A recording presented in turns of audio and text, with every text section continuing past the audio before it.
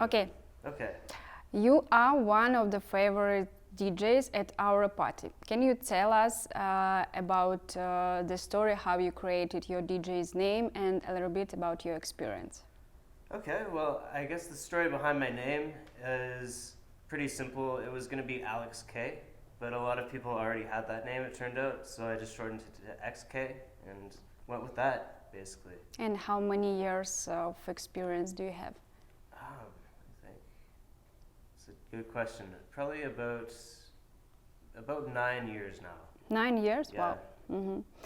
Okay, and could you tell us about story how you create? Describe your music style. So I mostly play house music. Tech house, bass house, future house would be sort of the subgenres. Mm-hmm. So it tends to be very dancey, very percussive, sometimes a bit melodic. But yeah, it's mostly focused on making people dance. Nice.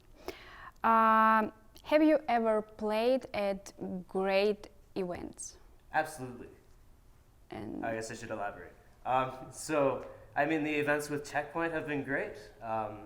I've played some festivals out in Eastern Canada, sort of in the woods, one called Future Forest, another one called Evolve. I've played a lot of nightclub shows with a lot of great artists. I guess last year I played a show on a boat, which was really cool. nice. And now you play with us. Yeah. It's Okay. been great, for sure. What do you think about difference between Ukrainian public and Canadian one? I would say I haven't noticed a lot of big differences.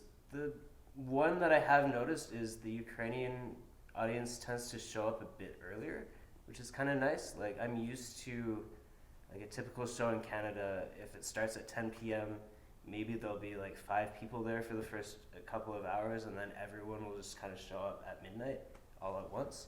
Whereas I find the Ukrainians tend to show up a bit earlier, which is nice, I find. Mm-hmm. And definitely, I would say the clothing is a little bit cooler. Like, I would say you're a bit more fashionable in general. It's true. Yes. And how do you like working with Ukrainian public?